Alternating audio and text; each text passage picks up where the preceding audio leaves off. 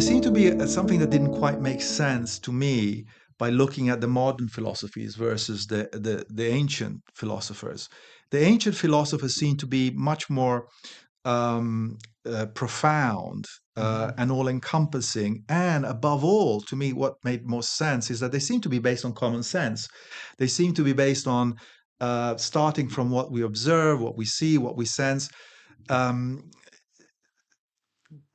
and sort of the common sense, Hmm. self self-evident principles.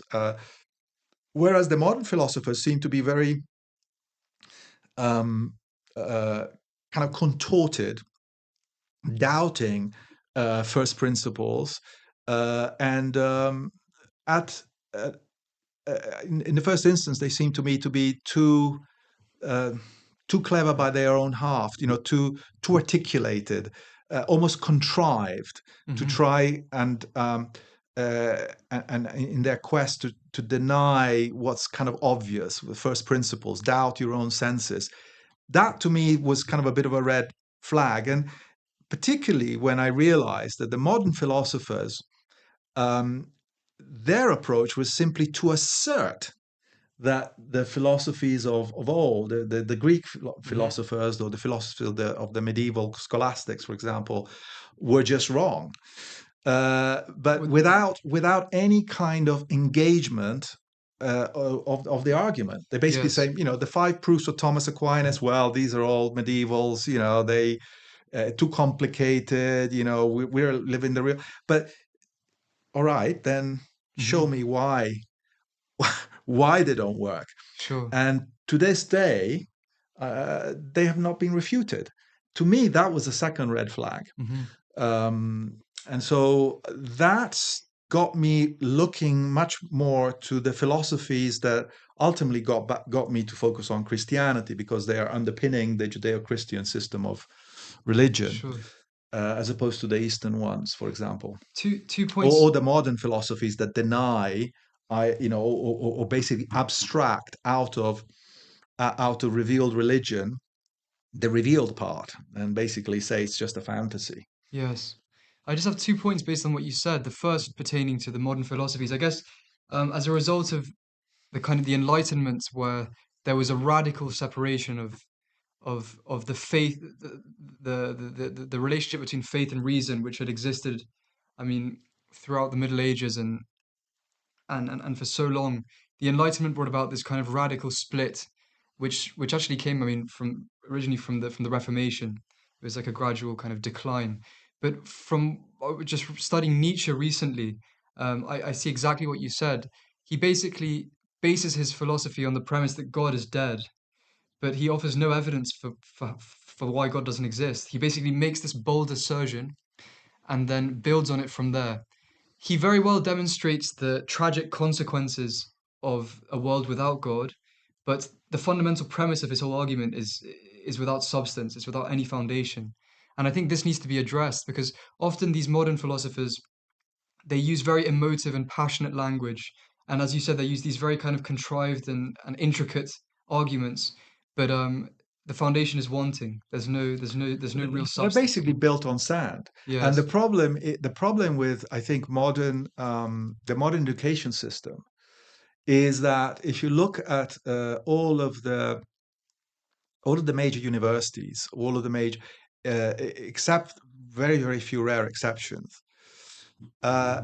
what they do is they start with modern philosophy as if ancient philosophies, yes, we have to talk about them because, they happened, Hmm. but we start with modern philosophy and assume that that is the right way of looking at things. And then, by the way, we tell you what, once we've brainwashed you as to the fact that these are the ones that are the right philosophies, then we'll tell you a little bit of history about the old philosophies, but just so that you kind of tick that box because they did actually exist. The problem with that approach is that it's the wrong way around. Hmm. What you should look at is, even from a methodological perspective, whether you agree or disagree with what philosophy, whether it's the Hmm. ancient philosophies, the medieval philosophy, or the modern philosophy, whether any one of those is right. Methodologically, you should start chronologically. You should say, okay, this is how philosophy developed, and then we can see how it evolved in the different fashions and facets. Um, Hmm. that at least gives an opportunity uh, for the student to understand how things derive one from the other, as opposed to just asserting that one is right, and by the way, we'll tell you a little bit about the other. Sure.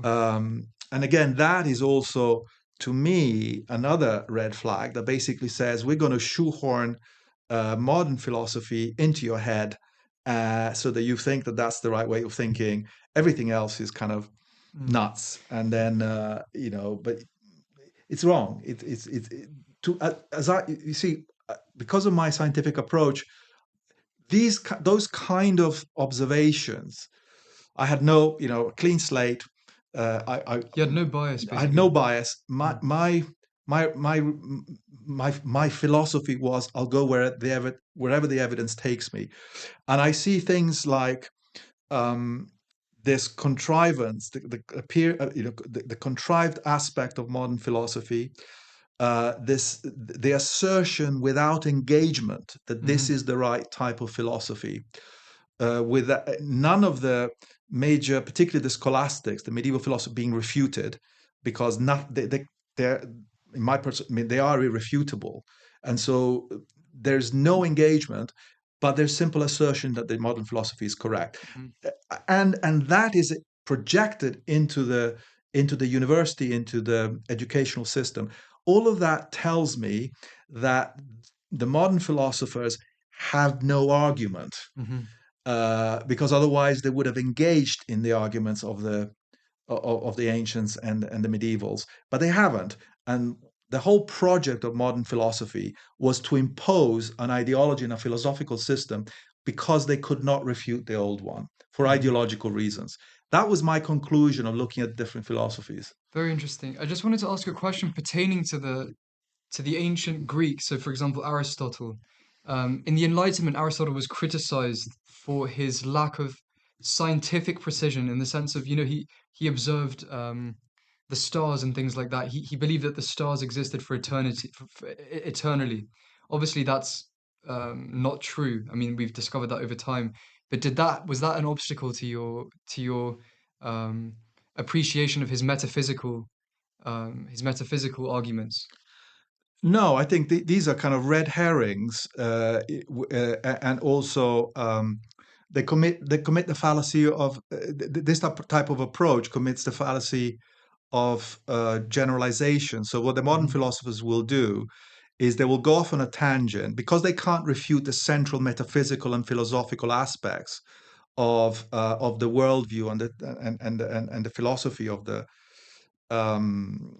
medievals, for example, and the ancients, like Aristotle. What they will do is they will pick on aspects that are unrelated, Hmm. or let's say they're incidental to their philosophy. They're not the central aspects of the philosophical system or the metaphysical system.